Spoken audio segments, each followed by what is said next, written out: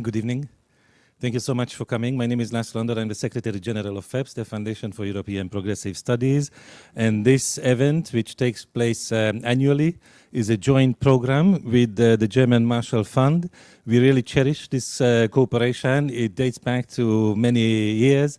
And every time, November is a good period in the year to reflect about transatlantic relations, about issues which concern both of us, and then bring together experts from both sides of the Atlantic and find out what are the key issues and what we should think, what kind of strategies, what kind of policies should be developed. So we really greatly value this possibility to cooperate with the German Marshall Fund, and I think we all look forward to the discussion today.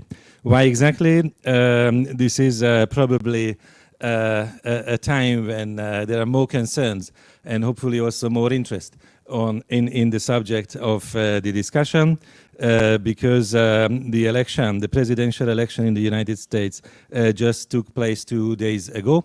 And indeed, in a way, it is an extraordinary one.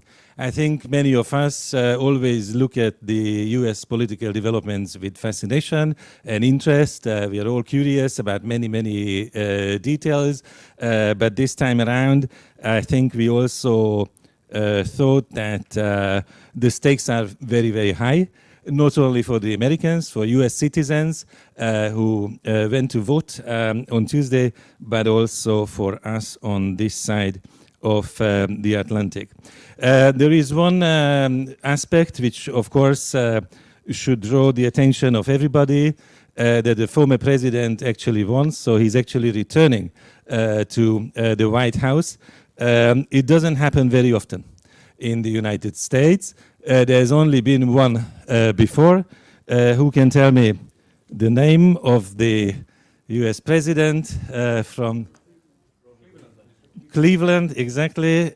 He looked like this. He was the one indeed who, after a 4-year break, managed to get re-elected. I looked it up for you to be accurate. So he lost office in 1889, but he managed to return in 1893. There was, I mean, there were probably several others who tried. Probably the most famous who tried to return was Theodore Roosevelt.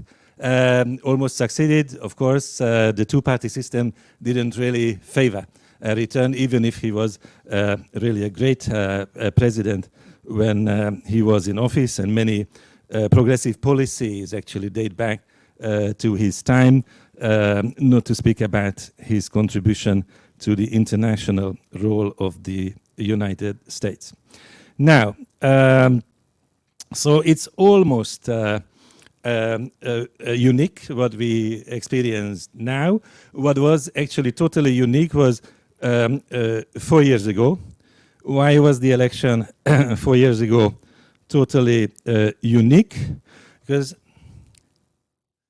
you would never guess. That was the only presidential election in the United States where both main candidates have 5 letters in the surname. Trump, Biden. So there have been a few with 4, right? Bush, Gore, not the only one. There are many which we have now, 5 against 6, but 5 against 5 was only once, which was 2020. And indeed, the candidate which lost last time, but won this time, Donald J. Trump, he will have, like Cleveland, 2 numbers, right? So if you return, you will get 2 numbers in the sequence of US presidents. From a European point of view, let's be honest, it's very important for us. Only about 20% of the Europeans is happy to his election. Here in Brussels, I think we can be very honest at the start of our conversation tonight, that the big majority of the Europeans would have preferred the alternative candidate, Kamala Harris. There are only 4 countries in the European Union where support for Mr. Trump was beyond 50%, and you don't want me to name the country where it was beyond 60%. But there is one. So I think we all feel that this election affects our life, our future, the development of Europe and our international relations very, very much, perhaps more than any other election which took place in this year. Nevertheless, I think it's very important to note that most of the voters in the United States, more than 90% of the voters in the United States, went to vote about domestic affairs. Very few, maybe 4 or 5%, had the international questions on the top of their considerations, and this is something which we need to accept and appreciate. I think this is a kind of paradox, certainly, that we believe this is something which fundamentally affects us. At the same time, those who have the ballot paper in their hands, they are considering rightly their own domestic affairs, which will have, of course, many different types of consequences, implications for the rest of the world. And in this regard, Europe belongs to the rest of the world. Now, of course, it will only be decided later by the analysts and the historians whether this is really the most decisive election of the United States from a European point of view. I would highlight that, in my view, in retrospect, the most decisive one from a European perspective was when this candidate was not elected. Now, this is probably a harder question than the previous ones. This gentleman was called Wendell Willkie. He was challenging Franklin Roosevelt in 1940 on an isolationist ticket. And if you think that between 1940 and 44 the United States would have remained isolationist, then European history would have turned out completely differently in many, many ways. So what we are really fearing, and I think there is a lot of fear, right? I think it's a time of confession. There is in Europe a lot of fear about the potential consequences, the loss of the legacy of this great president who committed to multilateralism, but also committed to intervene when it was necessary in Europe. So that's basically the legacy of Franklin Roosevelt. And it's not simply about the presence of the United States Army on European soil, but also establishing the United Nations and many other important aspects of the international politics, and also the New Deal, which certainly is an inspiration for many of us.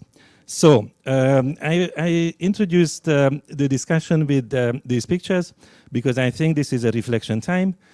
When you experience a shock, I think you have a little time to pause, a little time to learn. I think a lot of Europeans have some knowledge about the United States, but very often from a Hollywood perspective, through the lens of the cinema, which can be informative, but at the same time misleading sometimes. And definitely, it doesn't help understanding what has been happening in the recent days in the United States. So that's why I'm really happy that we will have an opportunity to hear 2 distinguished panels. The first panel will be about the polarized democracy and the future of US politics. So it's mainly focusing on the domestic side of the necessary analysis, and the second one about the transatlantic ties. In other words, to look at the consequences of the US election from the perspective of EU-US relations and what we call the global order, or disorder, if you want. So in order to introduce the first panel and the panelists, I would like to hand over the microphone to Rhea Bravo, who is a speechwriter, author, and former PBS political news producer. Thank you very much for joining us. Thank you. My name is Rhea Bravo. I'm very happy to be here today as one of your moderators. Were it not for, is it on? Yes, yes. I was saying, I'm very happy to be here today as one of your moderators because were it not for our gracious hosts, I would likely be at home contemplating the election results alone, still in my bed wearing the same pajamas I had on 2 days ago. I am, as stated, in a former professional life, I was a political news producer. This was when the Republican Party was led by the likes of John McCain and Mitt Romney. So a lot has changed since then, and we will valiantly try to dig into what all the implications are of this most recent election. We are fortunate to be joined by three very esteemed guests. I have with me Brian Glenn, who is the European External Action Services Managing Director for the Americas, and who was previously Director for the US and Canada, as well as Director for the Americas for Ireland's Department of Foreign Affairs.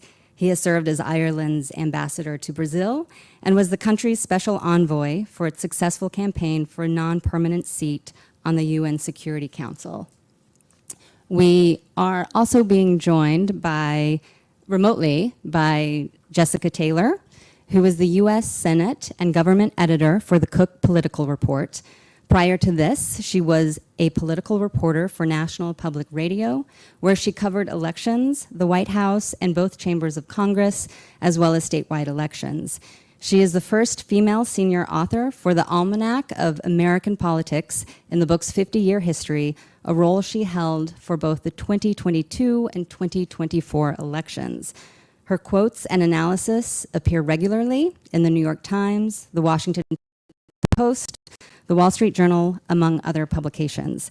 She has reported for myriad prestigious outlets over the last decade, the NBC News Political Unit, National Journal, Politico, and The Hill, and she regularly appears on television, including on NBC, Fox News, C-SPAN, and CNN.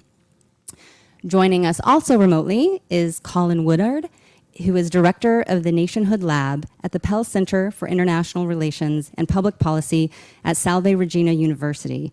He is a Pulitzer finalist, a New York Times best-selling historian, and one of the most respected authorities on North American regionalism, the sociology of United States nationhood, and how our colonial past shapes and explains the present. His 2012 book, American Nations, A History of the 11 Rival Regional Cultures of North America, was cited by Fareed Zakaria as a necessary read for understanding the chaos and madness of our last presidential election. He is a Polk Award-winning journalist who has covered not only Congress, but the collapse of communism in Eastern Europe, war crimes in the Balkans, and climate change in the Antarctic. His affiliation with the GMF goes back to 2001, when he was a GMF fellow with the journalism program. And Colin, I would like to start with you. I was hoping you could tell us what you view as the primary drivers behind the US electorate so decisively choosing Donald Trump.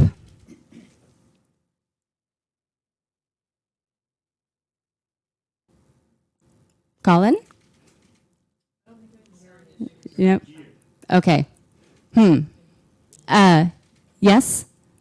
Okay. How can I rectify Colin being able to hear me? Great. Okay. We all know a lot about the both of you. So, Colin, I was wondering if we could start with you. And I was wondering if you could tell us what you view as the primary drivers behind the electorate so decisively choosing Donald Trump. Yeah, I think we're not going to know the real answers to that for a while. I mean, yes, inflation and the economy seem to be, driving elements in people's minds. But the real takeaway from the election is that you have a person who led and encouraged a violent coup in the Capitol to stay in power 4 years ago, and is facing indictment for a couple dozen, crimes that he was to go to trial for that were delayed from the election.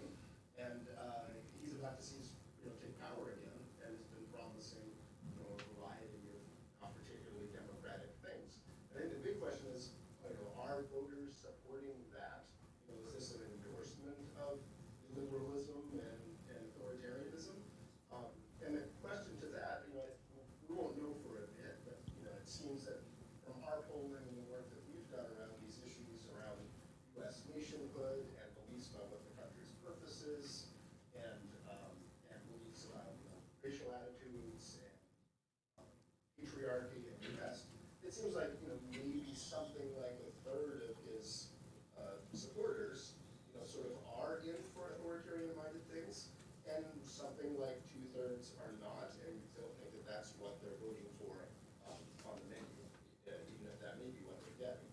So sorting out those things is going to take some time, because we don't really have the data about what people will actually say about what they did, for a little bit yet, but there's a significant chunk that are endorsing that kind of stuff, and a lot of other people who are probably unaware of it, don't believe that that's what Trump will actually be doing next, or are voting because they have all kinds of other concerns about where the country's at that they believe don't deserve that as a vote.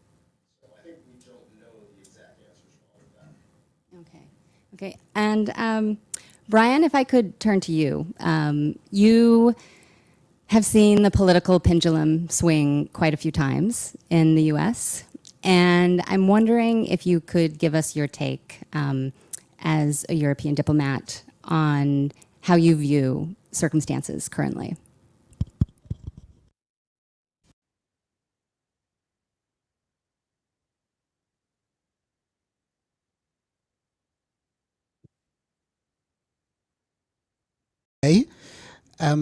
I think I'm also possibly the world's worst predictor of elections. And considering the job that I'm in, probably somebody at some stage should have said maybe he should be doing something else. And this election did not change in any way my prediction quota. And I think quite a lot of people in the bubble that I inhabit up to a week ago thought that Donald Trump was going to win, and then we heard all of this information that there was a sudden surge towards the Harris campaign, and I imagine quite a lot of people would have been comforted by that, and therefore that became a narrative in the lead up to the election. When the results come, of course, we get lots of 2020 vision about exactly why people voted in a particular way. But there are two patterns that I would like to at least point out. And this is more as a citizen than as a diplomat. I think often trends from the United States tend to arrive in Europe. And then they go through the European system, and we get a European version of an American trend. There is an American version of a European trend that's been happening for a very long time with social democratic parties in Europe. That sense of distance from their old constituencies, where the working classes, those who have emigrated to the country, that there now seems to be a big problem for those who are, to use the word in your name here, those who are selling progressive politics and those who are arguing against progressive politics. The narrative seems to favor those who are arguing against progressive politics at the moment. And before this election, I read that you can look at the Democratic Party and the Republican Party as four separate parties within a party, at least. When a party wins an election, then there's only one party. The four parties tend to disappear, and they're happy that they're in power, and that solves a problem for a while. Democratic Party is now going to be confronted with the fact that it is at least four parties. It will have to lick its wounds, but it will also have to deal with an issue that so far a lot of social democratic parties in Europe have not found the answer to. How do you connect with those voters who were your traditional bloc of voters? I cover relations with all of the Americas, so Latino voters are of particular interest to me and the trends in that particular community. And here again, I think we may be making a fundamental mistake, because in our brains, we hear the word Latino and we think migrant. If they're going to vote, they're not migrants. They're citizens. They're Americans, and they are the same. They have the same issues that most American voters have. And at least some of the quick analysis that I read among Latino voters is gas was too expensive, groceries were too expensive, and we didn't feel that that was going to change. So Donald Trump, having secured the votes of more than 55% of Latino men. This is new. This is the first time since the 1960s a Republican has managed to do that. What he does with that is another matter, but it probably will have consequences for how he thinks, at least, about Latin America or particular Latin American countries. So some of those trends which we in Europe have had, the United States has been insulated from them because of the two-party system and the first past the vote, first past the post system. So the Democratic Party is not going to disappear, but at the same time, it will have quite a lot of difficulty in recovering probably from this election, because its internal introspection will probably be much deeper than had this happened on the other side. I'd like to now go to Jessica and have your take on what you think not only the biggest policy shifts that are going to happen in the next administration, but given the make of the Senate and the likable make of the House, if you view this next Trump term as more effective than the last. Well, if I could just comment on some of the other things the speakers have said. First, some of the polling that we did at the Political Report, I think is particularly instructive, because when we were sort of looking at the polls, Donald Trump was sort of stuck in that 47-48% range. We were wondering how he could get higher. We asked voters, do you like Trump's policies and style, policies, but dislike his style? When we added those up, he got to 53%, and that was a number that we saw that was climbing. And also what Brian said, I think that we can't think of Hispanic voters as simply motivated by immigration. In fact, some of them are motivated by that, but in the fact that they came there legally and different things. And so, it's not just Hispanic men that increased, but he increased his support with all Hispanic voters by 25% since 2020. And so, and younger voters that we saw coming into the electorate for the first time, that he did better with those by 11 points. So yes, there is going to be a Republican Senate. My estimation right now, there's 2 races that are uncalled, but I think it's probably going to be either 52-48 or 53-47. And, there's still some uncalled House races in California, but it does look like that Republicans are still going to have a majority. In fact, it could be slightly larger than their 4-seat majority when it comes down to it. And so I think you will see them addressing economic issues first. The Trump tax cuts are out for renewal and different things. And I do think that it could be a more isolationist foreign policy. I think you could see aid withdrawn for Ukraine, and certainly more sort of a libertarian approach toward Israel and different things. But I think on domestic policy, we typically see sometimes that Trump came in with a trifecta as well in 2017, and they were unable to get a lot of things passed. They did pass the tax cuts, but healthcare, they were unable to repeal Obamacare.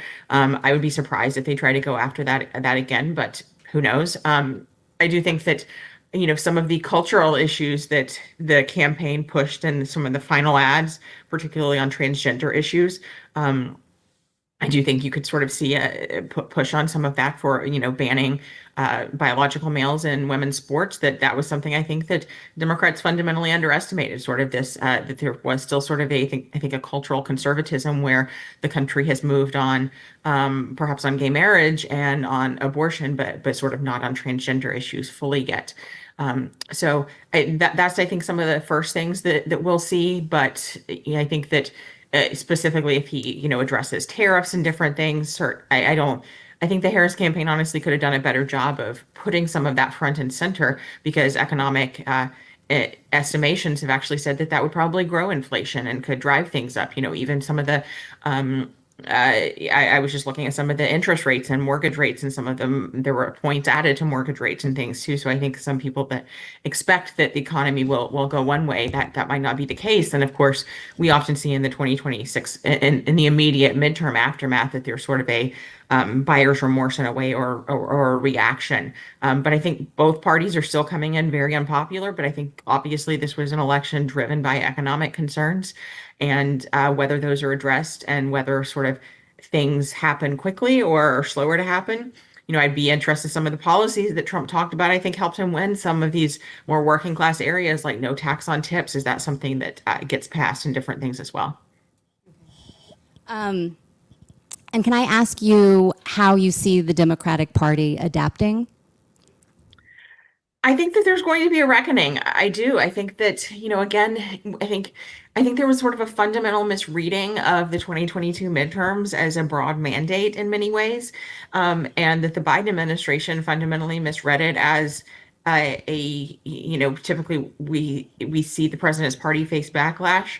They did not face that. I think that was because of weaker candidates, but I think that they need to find a way to sort of address that they are becoming a party more of college educated voters and not non-college educated voters and white working class voters, which they traditionally had been. I think that there needs to be, I think that there's sort of a vacuum of leadership atop the party as well. And I think looking towards some of these governors, I think will be crucial. Again, there was much sort of written about whether Kamala Harris should have picked, for instance, Pennsylvania Governor Josh Shapiro as her running mate. Honestly, I think he's probably better off having passed on that, because I think looking to him, someone like Wes Moore, in a different conversation, and can sort of correct some of the slips that we saw in Pennsylvania in his 2026 reelection, I think will be instructive as well. But even in North Carolina, which they lost, there were actually again, there was a very polarizing and controversial candidate at the top of the ticket for governor that lost, but they actually won states. They actually increased their house. They actually broke a legislative supermajority there. They won several constitutional offices. So I think sort of running some of these more Democrats that are more in line with working class voters, and I think some of the leadership of the party has to come from somewhere other than New York and California as well. Okay, wonderful.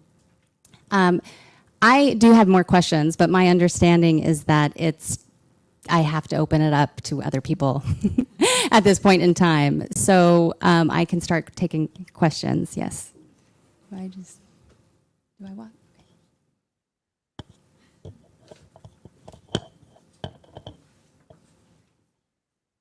Hi, thank you. I'm Pauline Manos, Democrats Abroad, Belgium. And I had a question, even though I know the data is not fully in, but it looks like voter turnout is quite depressed. And this is a phenomenon that's not just unique to the US. I think we've seen this in several other European elections.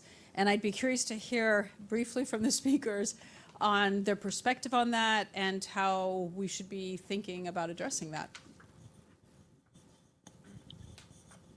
Why don't you start, Jessica? You're probably Yeah. on top, the latest Yeah. data on that stuff. Yeah, I mean, I think that 2020 was a unique election with people being forced to be at home, being more engaged in different things.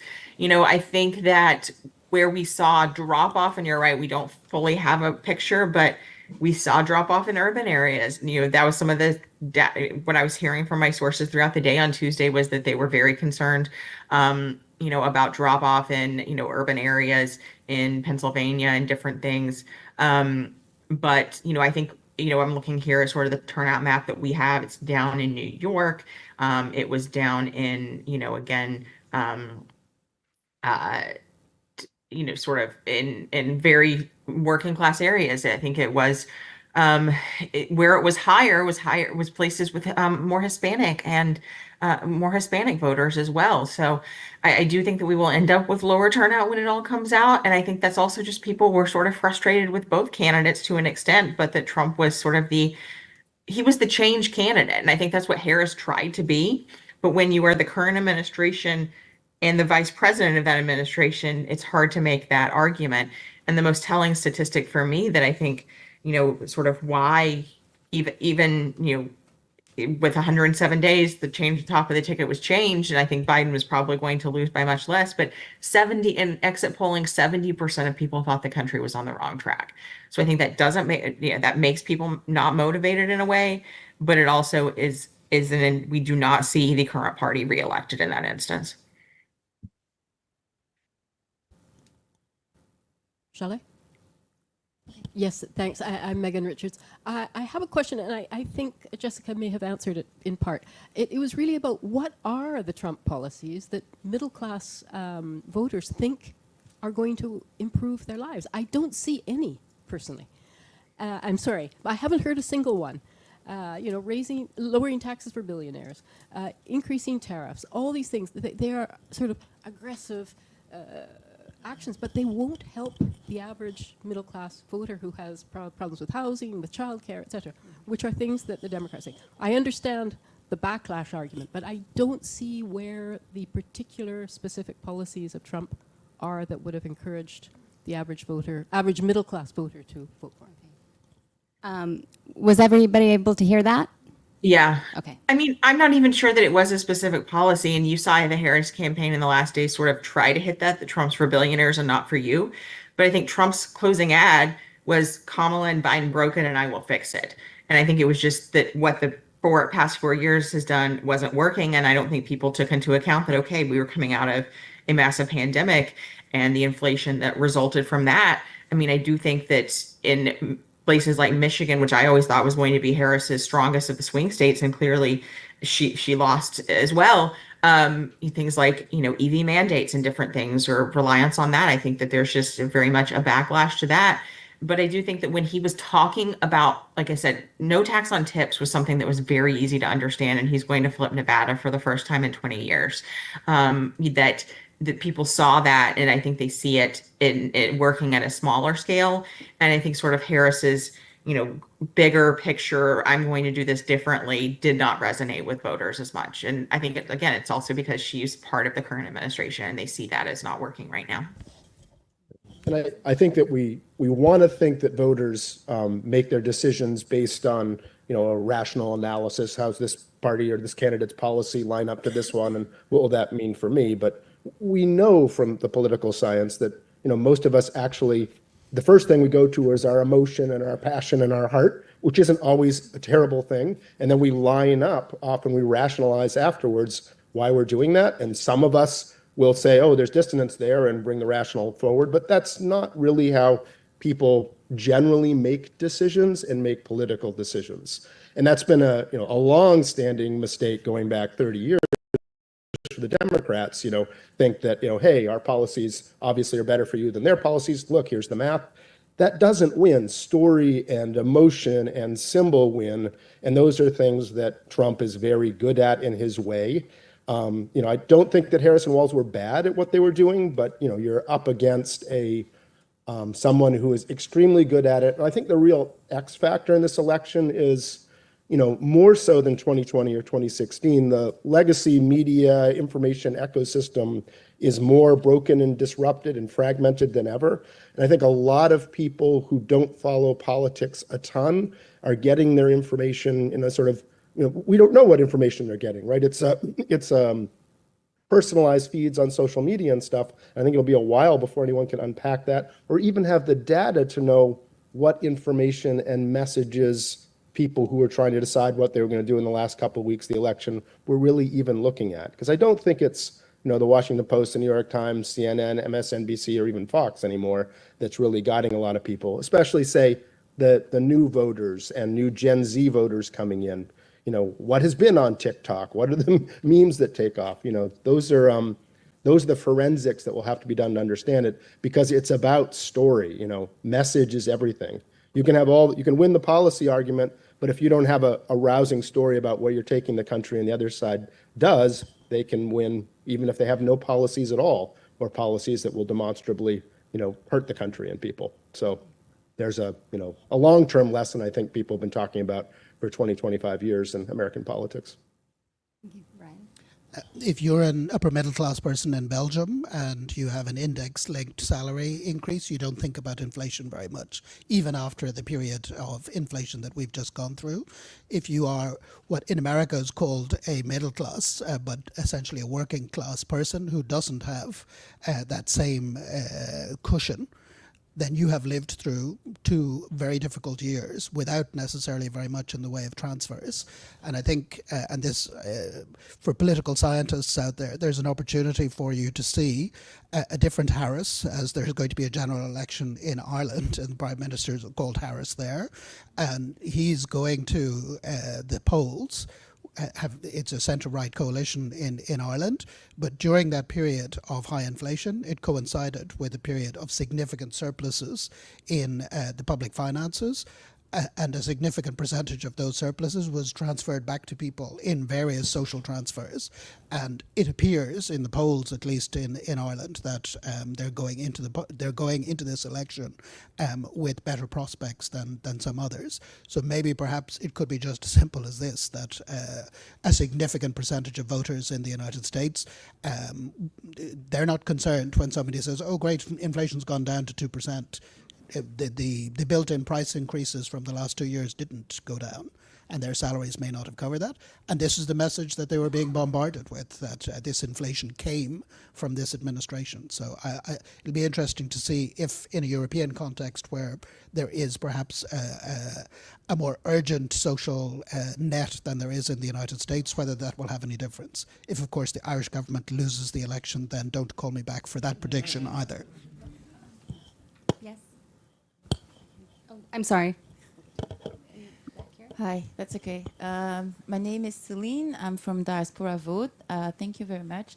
I just want to get back because I feel like we're having maybe some of focusing too much on the economy, but what I've been looking at and from the conversation I've had with some of the minority group within the US, for them it's much more about like fundamental rights and community being built against other community. And when we look at the US, often those sort of, yes, democracy, they did it. It went through its democracy, so they choose. But the outcome maybe is a danger to some people's fundamental rights. And so my question is, how does that, because we often see that this impact the EU, and in France, there's a upcoming European election, national election, very soon. And we see that the far-right political group in the European Parliament and at the national level are very much happy with this outcome because that gives them even more legitimacy into that. So how do you, what would you, do you really think it's just about the economy, the reason why the people voted in the US? People vote in elections for all kinds of reasons, but in the trying to read as much analysis as possible in the last few days, there seemed to be a very strong focus on this particular area. And when you look at certain groups that you wouldn't necessarily associate with the Republican Party or with President Trump, some of the answers that they gave were very specifically on the economy. So on that front, if you are a government that is standing over your record, you have to have a credible line on this. And this appears to be something that's coming out of the polling, that people didn't believe that the current administration had a convincing line on either inflation or the economy, or the line that came from former President Trump was better. I'm not making any comment on that, but that's what seems to be coming out from the polling. Colin or Jessica? I have a few thoughts, but I think Jessica has a hard stop that I don't, so let's go to her first. I mean, I think it just comes down, it's more than, I mean, I think the economy just comes down to it's the inflation and the prices. I mean, and that the Trump administration could point out some of the ads and different things, and certainly a lot of the ads that Republican congressional candidates were running. They were like, this is what your grocery bill was, you know, in 2016, and here's where it is now. And here's where gas prices were. I mean, like, these are just like, and I think if you're struggling to pay that, and if your mortgage payment, you know, the interest rates doubled or almost more so. I think those are just finite things that people can point to. And I think a lot of us, you know, again, the polls in sort of the final days were thinking, you know, maybe abortion matters more and that we could see this surge in white women. And that really ended up not being true. There was a slight uptick with older women toward Harris, but it was not enough to sort of offset those gains. I mean, I kind of go back to, you know, the 1990s and when, you know, Democratic strategist James Carville said it's the economy, stupid. And that's exactly, you know, I just think that if that is affecting your overall life the most, that's the central concern. And yes, there are other concerns, but, you know, as Colin said, I think that, you know, people make decisions. Sometimes it's just as simple as that, and that they're not weighing all these other different issues. I would say that, we've been very much trying to get into the minds of the voters, but the actual stakes are, there will be a descent into authoritarianism and illiberalism. Trump has promised that. He's talking about his, rounding up his enemies and having them prosecuted, and, people being vermin and subhuman, and deporting 20 million people, and using the military against, an active duty military forces for law enforcement duties, or to break up protests. He did not leave willingly office last time, and I think it's foolish to assume that he would do so 4 years hence. And the fact that the electorate has, in a sense, can be said to have endorsed that somebody who led an insurrection can indeed just go back and be president, that's has all sorts of secondary effects on all the other institutional actors, and journalists and newsrooms and places that might push back aren't going to. So I think, we shouldn't leave this conversation without realizing that, this is a major turning point where one of the most powerful countries in the world is going to be shifting towards something that resembles Orbán Viktor's Hungary, and people should be aware of that, complete with, withdrawing support for Ukraine and, desire to be allied more closely with Russia, and many other things that will affect the transatlantic relationship and European security. So, the voters may not be voting for that, but that is in fact what we're getting. And we know that because Trump has told us that repeatedly. Thank you. Would we be able to fit in one more question? We have somebody in the front here.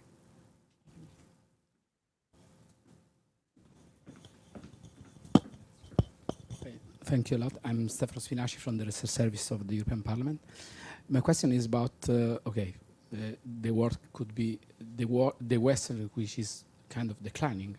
So how this part of the narrative in the political debate in US. Here in Brussels, we start to speak more and more about this issue. So it's still kind of sustainable politically and economically and socially to keep the position that we have in a world that sees other parts that are growing in terms of population and so on. And do we look to what has been the historical cycles in the history? I mean, any power has a life cycle. That was the Romans and so on, the English empire and so on. So this element of explaining to people or bringing it to the political debate summed up on the fact we still have the chance to keep what we have now, or we should get used that there will be a change in future. And if we don't manage this change and we only react to this change, it will create more friction. Is part of the political debate in Washington? Thanks. I mean, as a historian, I agree that there are those cycles. I guess it's the clarification is your question about the West trying to retain its economic and military hegemony over the world, or are we talking about the liberal democratic values about equality and natural rights and democracy that the West is associated with? Those are the latter, I think, have to be fought for and indeed are under challenge all over the world. The former, that's not my zone of expertise, but that's a whole separate set of questions about how to accommodate changes in global geopolitics.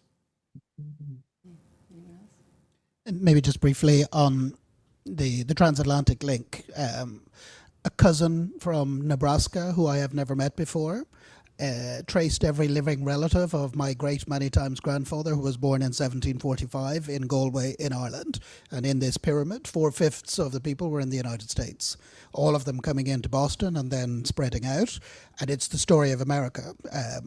First generation priests and nuns marrying Irish people, then after that a few Italians, a few Poles, then after that everywhere. So they ended up in places like Nebraska. My point is, not all of my cousins are Democrats. People expect Irish Americans to be Democrats. And even the ones in Boston, not all of them are Democrats. We are losing that link. That link has, in reality, gone. The ethnic link that we have with the United States. There has been a process of reflection in Europe for quite a long time about how we maintain the link. Part of that is something that's nothing to do with the United States. We in the European Union have been looking at ourselves and saying, in order for us to survive in this very competitive geopolitical age, we need to do a lot more things than we have been doing, which is why the leaders are in Budapest, and they will have a response to the Letter report, to the Draghi report. We have the Minister report on defence. We like writing reports. The proof of whether we are serious about being involved in this conversation in the next generation is whether we act on these reports.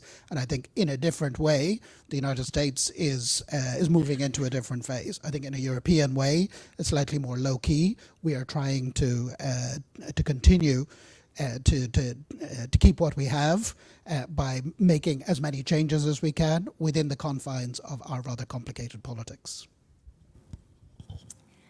That is all. Okay. Please go ahead, Colin. I just interject that I think what holds the transatlantic relationship between Europe and the United States and Canada together is that set of values, and the ethnic argument, and I've heard that before in Brussels contexts. I mean, if you actually look at, which groups are more supportive of, defending Ukraine and not, it doesn't follow, European ethnicities versus people who don't have family or ancestral ties to Europe. In fact, it's often the opposite. So I think those two things, the drifting apart of the United States and Europe to the extent it's happening, I don't think can be through data linked to the shifts in the continental, demographics of our population having shifted. So just that, I think it's the values that hold us together, not the ethnic ties in history. Thank you. That is a perfect note to end it on and a great segue into the next panel discussion. So I'd like to thank our participants.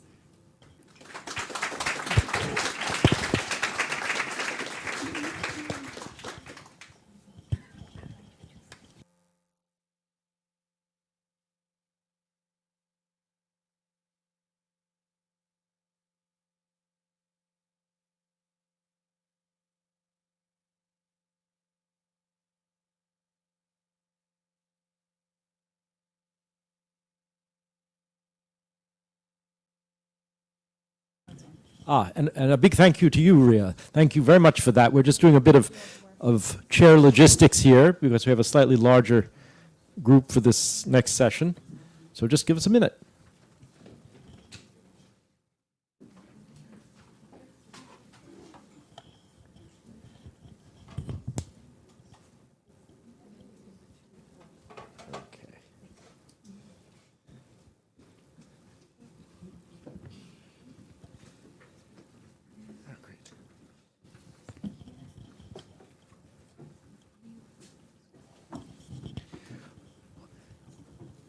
Well, thank you very much again for joining us. And let me just say on behalf of GMF as well, again, thank you very much for this collaboration, which is extraordinarily important in general, but this year perhaps more than usual.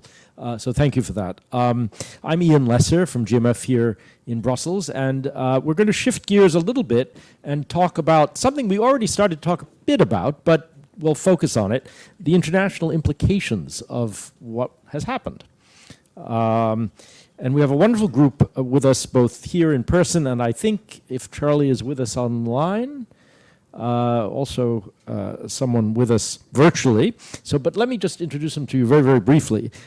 Just moving along from my side here, Nacho Sanchez Amor, member of the European Parliament, member of the European Parliament's Committee on Foreign Affairs, and Linda. And Linda is FEPS Special Advisor on Foreign Policy, but also is a former Minister of both Trade and Foreign Affairs of Sweden. And in particular, just to note, she was in those roles when Trump was in office the last time. Thank you very much for joining us. We have with us also Augusto Lopez Claros, Executive Director and Chair of the Global Governance Forum. Thank you very much for being with us. And I think we do, in fact. I can see you, Charlie. Charles Kupchan, who's Senior Fellow at the Council on Foreign Relations and a Professor of International Affairs at Georgetown University. Charlie, thank you very much for being with us. Good to be with you, Ian. Okay. Let me perhaps just start, if I could, Anne, if you'll allow me, with you, to reflect maybe just a little bit on what you saw the last time around and what it might tell us about what we could see this time around. Well, thank you very much. Well, I could say first, it was a great difference to work with Pompeo compared to Tony Blinken. It was like night and day, more or less. But what was interesting, and I was first trade minister and then foreign minister during 2016 to 2020, was that you saw the isolationist tendency and how they played out. The Trump administration, they tried to, and they also did, walk away from so many international global organizations. I mean, they left the Paris Agreement, they made the WTO more or less paralyzed because they didn't appoint judges for the this organ, not into detail, that should do the arbitrary decisions. When we were having final documents, they didn't sign it if there was anything about gender or environment or climate. And then we always had to take the decisions, should we have a weaker statement than we had at our last meeting, because they don't want to have anything about climate and gender. And this was very, very clear that was the policy. And that was in Trump #1. And now they are much, much more prepared. So I think they will double down on this really, really aversion about global international cooperation. And what I'm most afraid of, that is the European Security Order. I was chair of OSCE in 2021, and Trump started to withdraw USA from one of the important agreements on air surveillance that should be confidence building issue, and then the Russians followed. And if they are prepared to both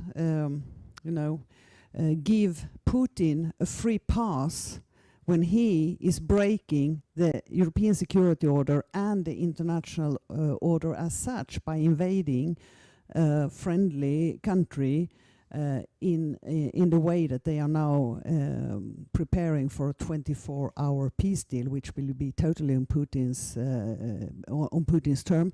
That is what worries me most with this new administration. A lot of bad things, but that would be the worst for our security in EU and in, not the least, in my own country. If I may just very, very briefly, because Sweden is now a member of NATO, do you give any credence to the sort of more radical scenarios of the United States withdrawing from NATO, or is it simply a matter of a Trump administration making life more difficult inside the alliance? Well, it's difficult to say exactly what it will mean. I mean, Trump has made a lot of strange, sayings about NATO, saying if they don't pay, Putin can do what the hell he wants with those countries who is not paying the 2%. We also, one of my former boss, Stefan Löfven, he just came out with his memoir, so I know now it's official. But when he met Trump, then he said, well, we are a military non-aligned country from Sweden, and we have a good relation with NATO, but we are not members, so we can decide ourselves. I mean, what we want to pay, how we want to do. And then Trump looked at him, and then he looked at his advisor, and he said, that might be a great idea for us. And and I think just that one shows that, I mean, the feelings for NATO might not be so warm. Okay, and thank you very, very much. Nacho, maybe we can go to you to reflect a little bit on what this might mean for the European Union. And I think it's worth reminding ourselves of the baseline, because, well, tell me if you agree, but in some ways, President Biden and his administration were unusually willing to see the European Union itself as an interlocutor on many things, even when it wasn't absolutely essential, like on trade, but on other issues, on sanctions, on export controls, many things. That is unlikely to be the case in a Trump administration again. What would it mean? Yeah, oh, thank you. Yeah. I think this is very premature. I have been thinking about what can I share with you. This is the result of my thoughts about what to say to you. Because the only thing I can say and share with you is I don't know. But my I don't know is not laziness, or it's not a lack of reflection. It's because the guy is as unpredictable as it seems.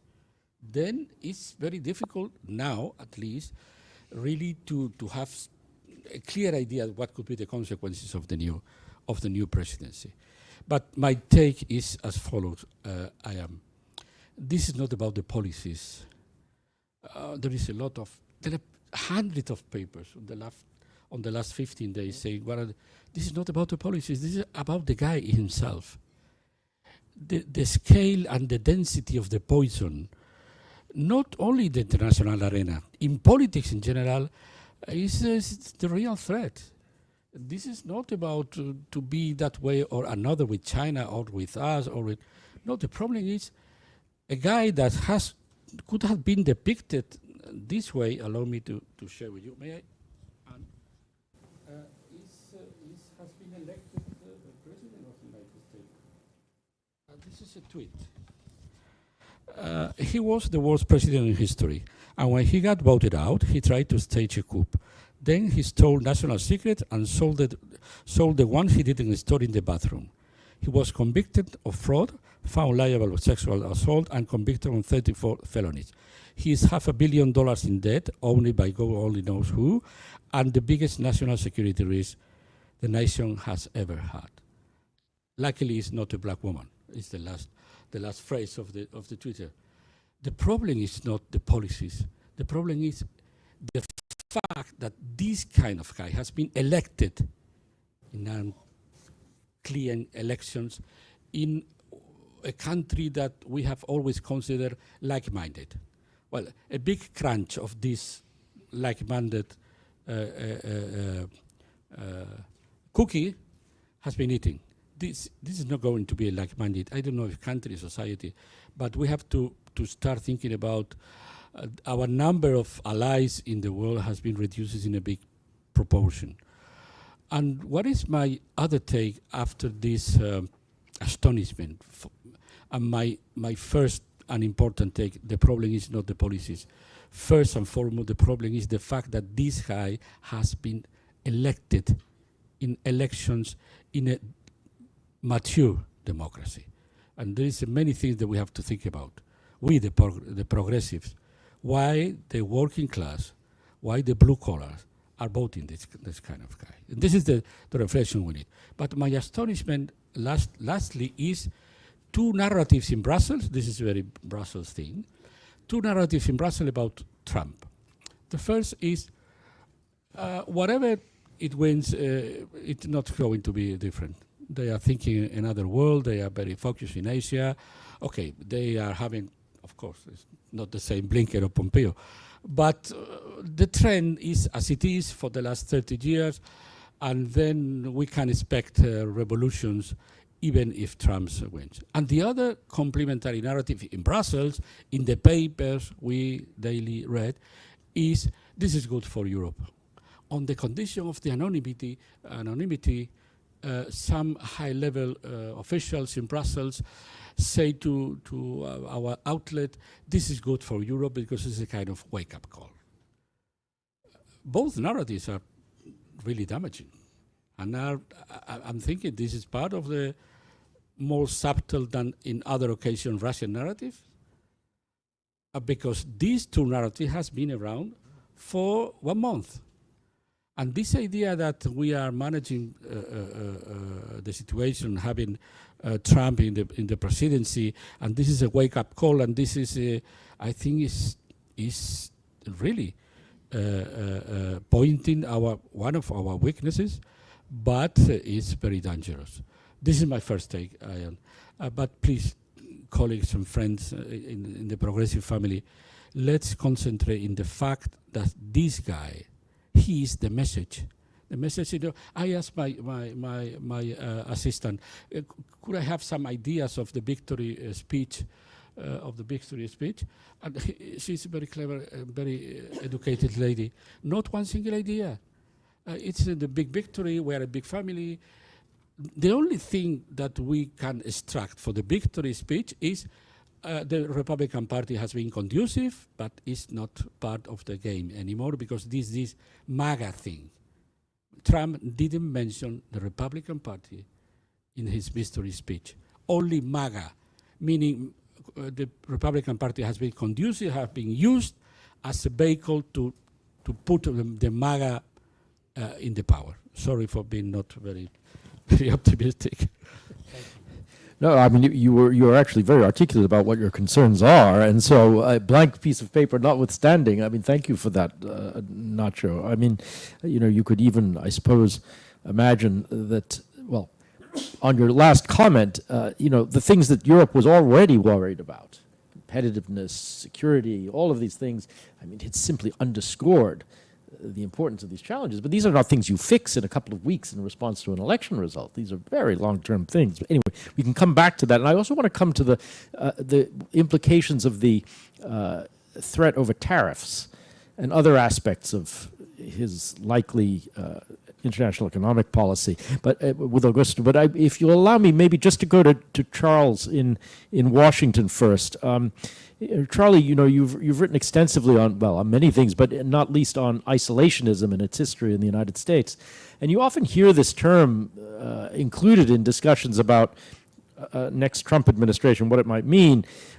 Is it just about that, or is it something else? Is it more about unilateralism? Is it about some other term that should be applied to this, aside from the unpredictability, which you underscored, Nacho?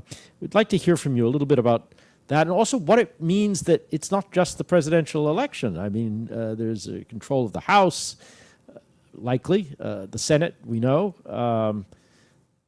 large parts of the Supreme Court. Tell us what you think, Charlie. Good to see Ian, and thanks for including me in this conversation. This is a historical inflection point of sorts. I share the concern of many other speakers today that the United States has just elected someone who is fundamentally unfit for office and who has the potential to do irreparable damage to American democracy. And it is what it is, and we all have to prepare for this new era and do what we can to ensure that the republic as we know it continues to function in a manner that is consistent with liberal democratic norms. And I unfortunately I can't say with confidence that will happen. So let's wait and see. In terms of your question, Ian, I think that isolationism is commonly understood to mean bring home the troops, pull up the drawbridge, build walls, and turn the United States into a fortress that is effectively detached from the rest of the world. And in the 19th century, more or less, that's what it meant in strategic terms. The United States was very engaged commercially. Its missionaries were roaming around the world. But in terms of long-term, sustained strategic commitments, the U.S. focused very much on North America, on spreading from the Appalachians over to the Pacific and not going any further. And that didn't change until 1898. That kind of isolationism, I think, is not what we can expect from Trump, simply because you can't do that in the world of the 21st century. There's no longer any such thing as strategic immunity or strategic insulation in the same way that there was back in the 19th century in the kind of pre-industrial, pre-digital age.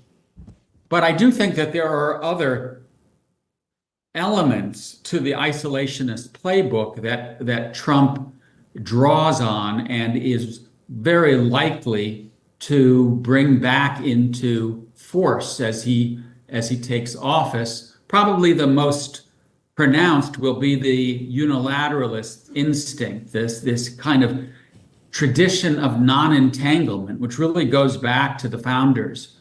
Most people don't know this, but in 1793, George Washington committed what James Madison called an act of ignominious perfidy, in which he reneged on the alliance that the US had formed with France in 1778. In 1793, war broke out between Britain and France. The French said, "Come across, help us, we need you." And George Washington basically said, "Good night and good luck, you're on your own." And ever since then, there has been this tradition of preventing the United States from hitching its wagon to others and being drawn into conflicts in which it has no direct interest. And that, I think, will be very pronounced in Trump's foreign policy. And the word that I think that we should focus on most clearly is transactionalism. I think that foreign leaders need to know that they will be dealing with a real estate mogul, not with a statesman. Trump, I think, will be out there trying to cut deals and asking, "What have you done for me lately?" And as a consequence, I would think that allies should be ready to spend more on defense if they want to be in Trump's good graces. Ukraine should get ready to negotiate a peace deal with Russia, if possible. On your question of tariffs, Ian, do I think that he will proceed to impose 20% tariffs here, 60% tariffs there? Yes, if that happens, I think we could see something that looks like the 1930s, right? The blowing up of the integrated global marketplace. But Trump may be ready to cut deals here and there, which may avoid the onset of the fragmentation of the global economy. So, again, this is a guy who I think will be fiercely transactionalist. There'll be none of the sticky, taken for granted quality that Biden brought to the Atlantic Alliance. It's coming. We should all get ready for it. Would you agree, Charlie, that whatever the sort of assertiveness on the international economy, tariffs, things like that, when it comes to the use of force and intervention, he might actually be quite cautious? Well, I think that, and here I kind of would have nice things to say about Trump. Number one, I think he'll be more pragmatic in the sense of working with democracies and non-democracies alike. I think that Biden made a mistake in portraying our moment as defined by the clash between democracy and autocracy. If we are going to adequately deal with the global challenges of the 21st century, we're going to have to work across ideological dividing lines and across geopolitical dividing lines. I can see Trump doing that. In fact, he seems to like autocrats. That, to me, is something that's welcome, not something that I think would be a huge problem. And quite honestly, also, he will bring a certain realism to foreign policy that is overdue. We've been sitting here now for almost 3 years with Biden and Blinken and Jake Sullivan talking about Ukraine winning, and we'll support them for as long as it takes. And quite frankly, it's a policy without a strategy. They don't have a strategy for Ukraine. I think Trump has a strategy for Ukraine, and I think that we need to look quite soberly at the fact that Ukraine is not going to win this war, and that we need to end it sooner rather than later before Ukraine turns into a failed state. Okay. And that kind of realism that I think Trump will bring to American foreign policy could be a positive development. That having been said, I'm deeply, deeply troubled by what has just transpired over the last 48 hours Okay. and its broader implications. Okay, Charlie, thank you very much. Augusto, I want to turn to you, and thank you very much for your patience. Maybe just to pick up on this, we were having a little conversation before we came in, some points that you had made, including the implications of this tariff business for Europe, but other things. Go ahead. Well, in the latest World Economic Outlook put out by the IMF, they actually look at this particular issue to examine the sort of macroeconomic implications of essentially a trade war. And as has been suggested already, these are quite dire. Their estimate is that it would take about 1 percentage point of GDP growth in the United States in 2025. And because of lags, the impact would be likely larger in 2026. And of course, there would be also the implication for the rest of the global economy, right? So that's clear enough.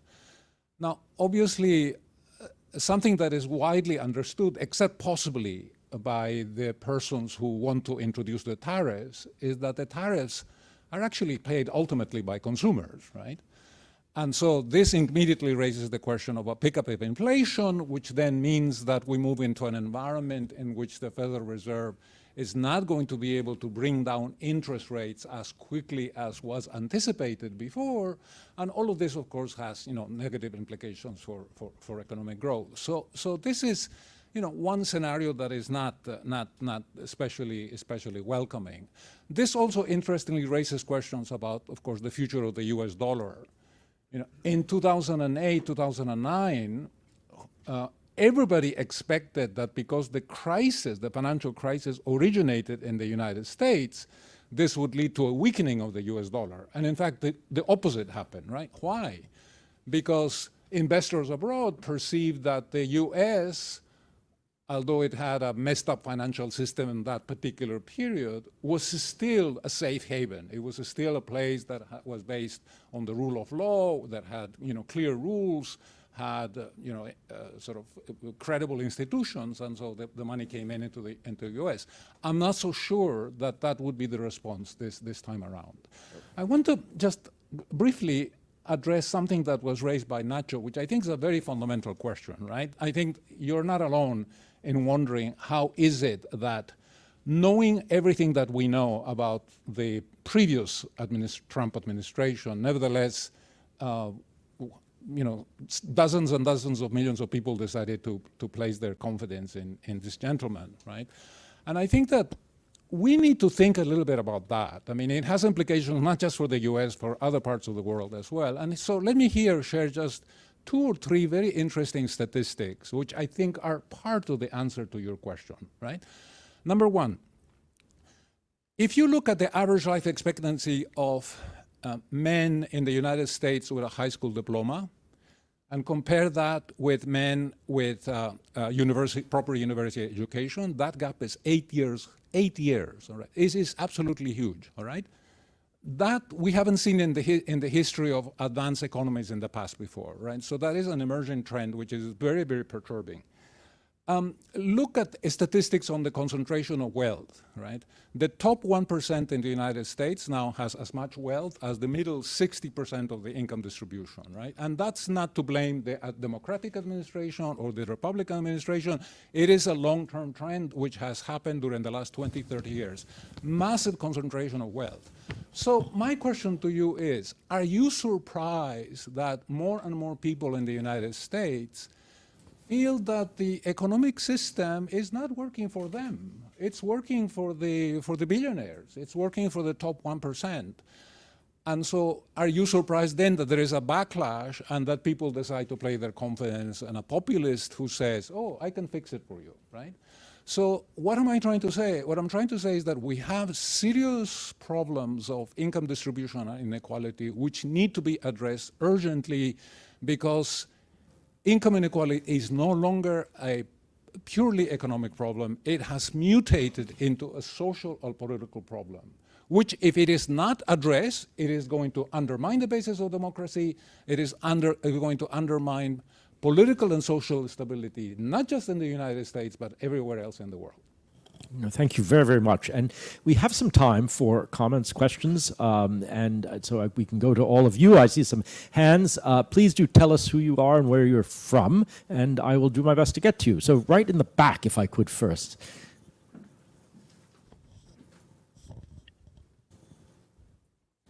Thank you. My name's Natalie Todd. I'm the publisher of The Battleground independent media.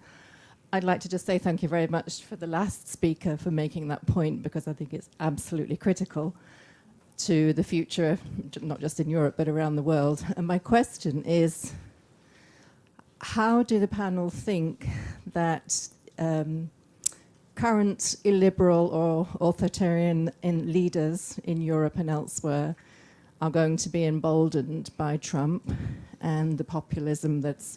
We've seen it. It's been coming a long time, but it's really here now.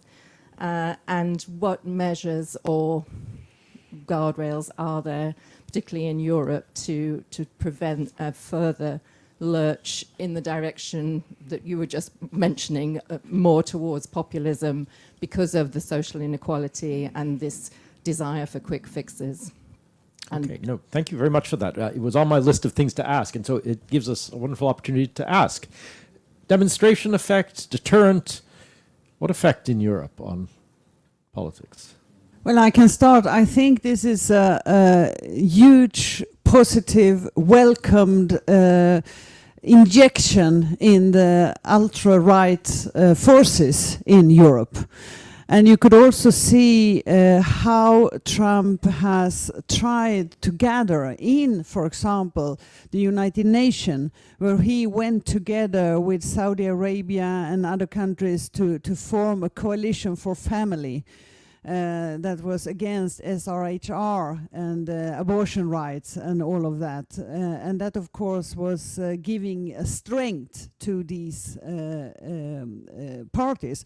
You could also see, like, it's a playbook.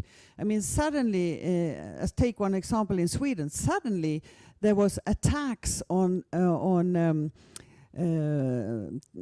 drag queens reading storybooks for children. That has been going on for like 10 years and nobody has said anything. And suddenly they were attacked and death threats and everything. And we didn't understand, where did this come from? It comes from Florida and it comes from different parts in United States. They just copy and paste it from our extreme right party, and they did exactly the same thing, and that's also a different thing. And I think maybe Nacho was totally right that Trump is, you know, radical and he unpredictable and everything, but he has actually done during his first time exactly what he said he was going to do. He said, I'm going to heighten tariffs on steel and aluminium. He did that. He said, I'm going to leave the Paris Agreement. He did that. And I can go on and on and on. So it's also kind of, we get a little bit, we get shadows in our eyes because he's so strange. We don't understand it. But he actually has a plan what he would do, and he is doing it.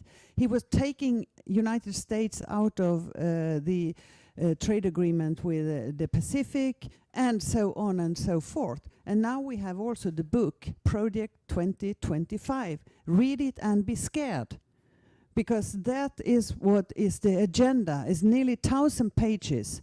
Everything from all the people he will change. Now at every presidential change, about 4,000 people are changed. He said he's going to tenfold that and put loyalists there. And then he has said after area what he will do. Read it, and that is, you know, the game plan. And don't think it's a stupid person who don't know what he's doing. It's the other way around. It's scary. Others briefly on this? Nacho, please. I know you do, and then if we go, please. Well, I think at the bottom of this period of our history is, again, irrationalism. It's in many hints that you could observe in the public life. Is the politics made with guts? Is anti-scientific narrative? is religion as the main driving and coming back, is denial, the evolution. We are in a period in which, for many reasons, we went back to the irrationalist period. The same irrationalist that was in the romantic nationalist movement and the fascist movement. And then, as I said, the problem is the poison and the virality of the danger of Trump. This is a mail that I received yesterday afternoon. Dear colleagues, the electoral platform proposed by President Donald Trump, including the pragmatic approach to migration, climate realism, and the defense of free speech, should inspire us to bring back common sense policies to the EU in order to make Europe great again. And there is a motion for a resolution on the victory of the President Donald Trump that is depicted as a victory for democracy and the free speech. It follows by denial of climate change and everything. This is the poison. But the poison is still here. This is Patriots. I'm not sure. Van der Dries, it could be Netherlands, I'm not sure. But it's Patriots, the extreme right. But for that reason I say, the fertile ground in which finally Trump has a resounding victory is in our streets, is in our media, is in our thinking. And then we have to react, because they now have a power of, how do you say in military terms, the power of shooting that is enormously now having Trump in there. And the extreme right is empowered, is emboldened, and we are suffering here in our institution the oxygen that Trump brought to this extreme right in Europe. Augusto, please. I remember a decade or so ago, a professor at the University of Toronto wrote a book called The Upside Down, where he was trying to make the case that in the middle of crisis, sometimes good things can come, right? So, since we're all very depressed, let me point out two good things that could come out of this process. The entire history of the European Union, as I understand it, is a series of crises which then are followed by victories. You know, crises which then give opportunities to integrate more, to modernize the institutions, to take initiatives which are enhance international cooperation. So one of your senior politicians, I don't remember, I read it quickly as I was flying from one place to another, said last week that the future of European foreign policy cannot be a function of a few thousand voters in Wisconsin voting one way or the other, right? Because that is the nature of the U.S. political system at the moment. Because of the electoral college, you know, it boils down to essentially what happens in 7 states, and because of the, you know, sort of balance, you know, a few thousand votes, right? So my advice to my European Union colleagues would be take advantage of the next few years to essentially considerably advance the European project, number one. Number two, I was at the meetings of the IMF and the World Bank a couple of weeks ago, and I met with some members of the Ukrainian delegation. I was utterly impressed by their competence, by their dedication. I just want to pass on to all of you a very important message from that meeting. They are taking the invitation to join the European Union extremely seriously. They are tremendously committed to implementing all the reforms that are necessary to qualify for European membership. I hope that European countries are going to respond in kind and are not going to allow the distraction of what happens in the United States in the next few years to undermine that conversation and that process. They need your support now more than ever, because you know what is going to happen in the Ukraine. Some kind of peace settlement is going to be imposed on them, and therefore the role of the European Union states is enhanced, is considerably more important for the future of Ukraine. Mr. Thank you very much. If we could go just right here in the front, please, if we have a microphone, or I can... It's coming. Giles, over to you. Thank you very much. Is that on? Yeah. Giles Merritt. I'm a journalist and think tanker here in Brussels. If you're right that American public opinion is going to blame their problems on Europe and Asia and fuel Trump's pushback against us on trade and security, how willing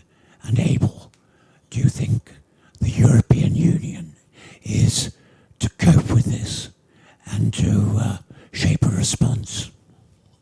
Okay, Giles, thank you very much. Do you want to follow up just on? Please go ahead. I just wanted to ask quickly. an addition to yours, and that is the role of misinformation in that context. Okay. Which I think could have important. Okay. Capability of Europe to respond and the role of misinformation in that context as well. I mean, very briefly, if you'd like to pick up on this. And I also want to go to you, Charlie, with this as well, because, to see how it looks from Washington. Please. Well, just quickly, one thing is I think the issue of a defense union will be much more on the table, because there will be no willingness from United States to pay more for defense and security, and also not to continue to give military support and economic support to Ukraine. So we have to step up there, and I think that there is a commissioner for defense. It's just one sign of this. The other thing is that it could provoke a real difficult discussion inside EU when it comes to trade. Because if you have the 10 to 20% rising of the tariffs overall, all countries, all areas, which is unheard of. It never happened such a proposal before. It has always been on specific areas, specific tariffs. This is something new. And 60% of Chinese and up to 100% on EVs, electrical vehicles. Then there is differences inside the EU. I mean, we have a car company called Volvo, where the cars are made in China. So we will be heavily hit on that. Germany will be heavily hit on that. But countries like Spain and France, they will probably think this is a good idea.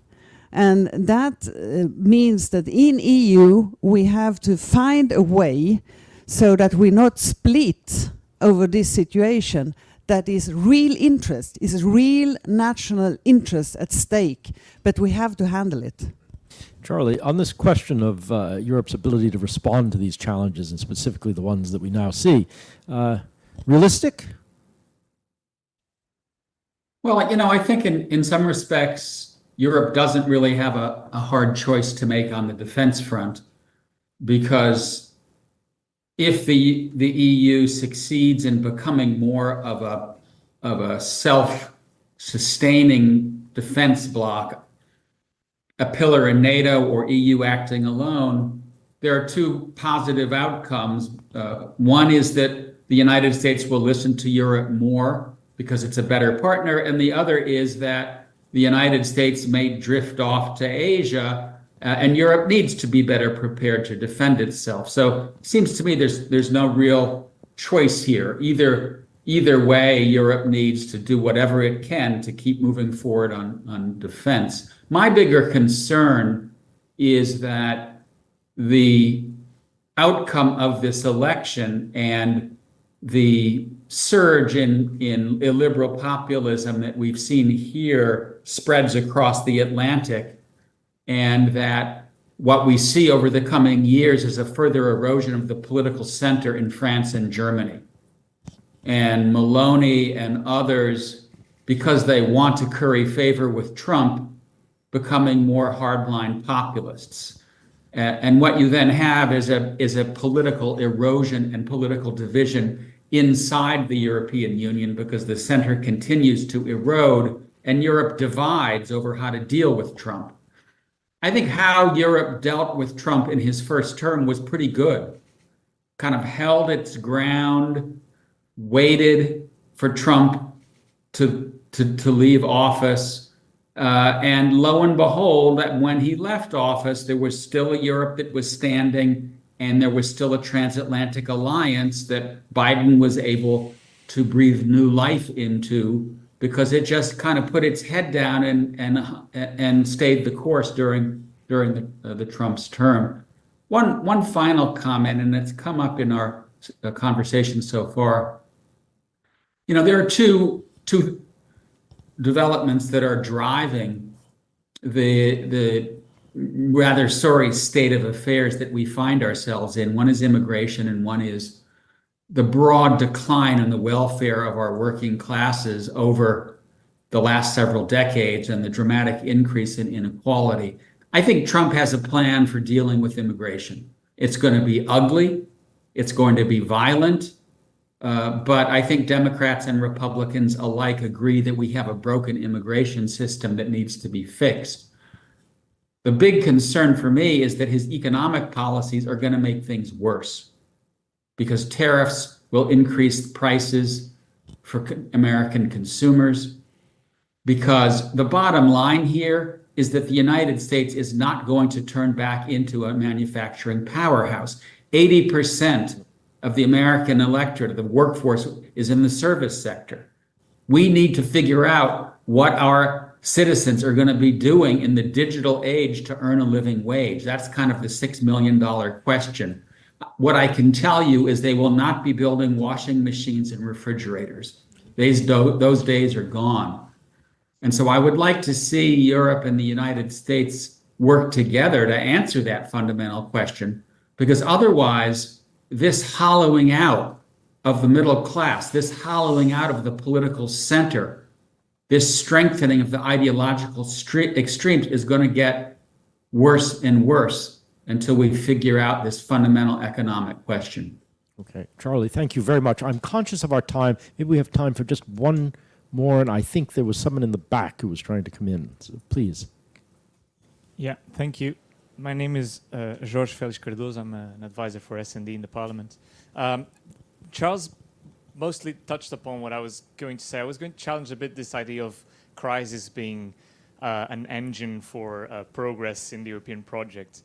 And for two reasons. First of all, I find it paradoxical that we need a crisis to do what's right. If we did what's right beforehand, we would be much better prepared to face crisis. But I'm not sure that this time everyone perceives this as a crisis.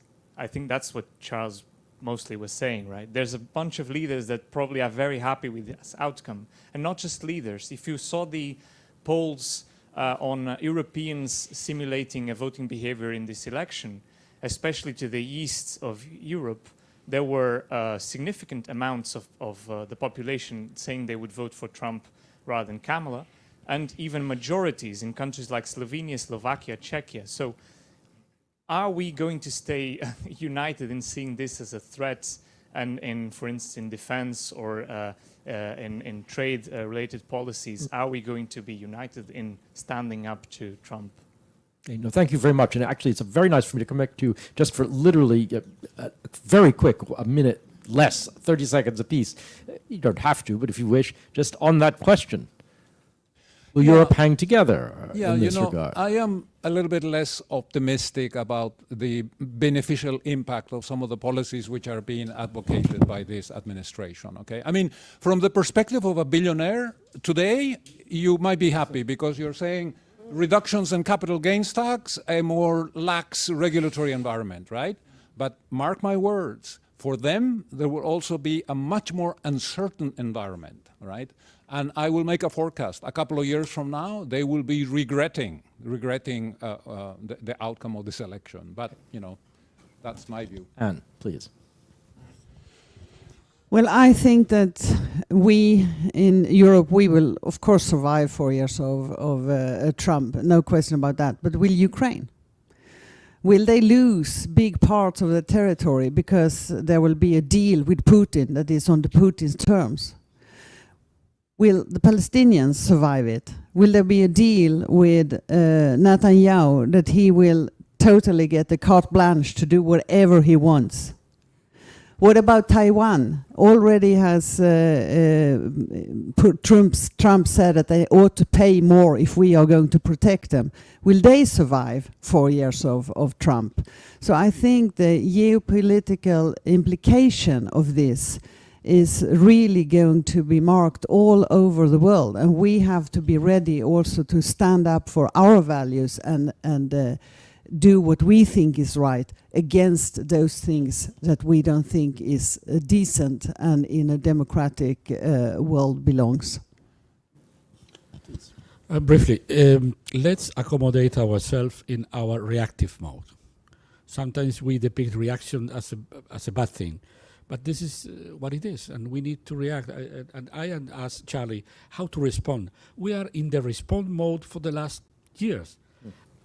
Because what happened, we have been in a reactive mode, and the pure idea of a strategic autonomy that I agree we have to reinforce for real now is in a way a defensive, reactive idea. But sometimes we have to cross these years with this psychological stance. Let's stand and let's resist the period. And I think it's good to assume that being in this reactive mode could be a way to pass these difficult years ahead. Not sure. Thank you very much. Charlie, a very brief last word from Washington.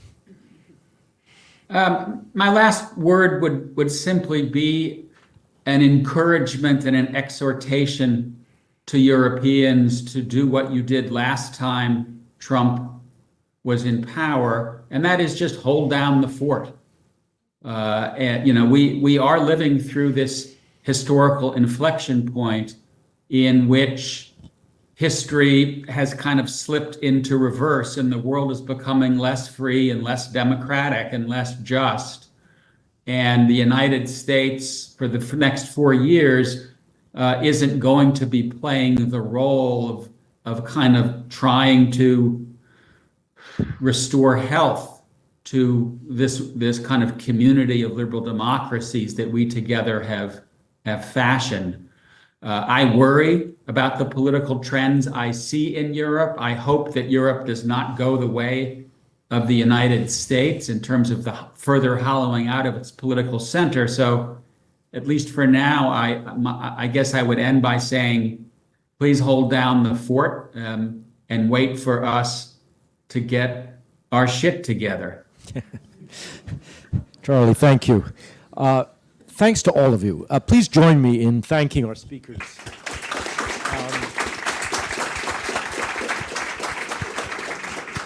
It was really an extraordinary conversation, and I know there were others who wanted to come in, but I hope you'll get a chance to come in with your conversation at the reception, and if you're online, you'll also have a chance to join us again. I'm sure both institutions will be doing more conversations around this subject over the next months and years, let me say.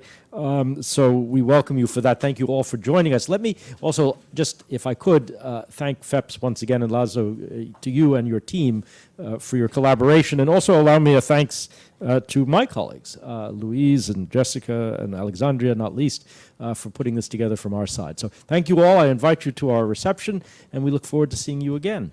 Thank you.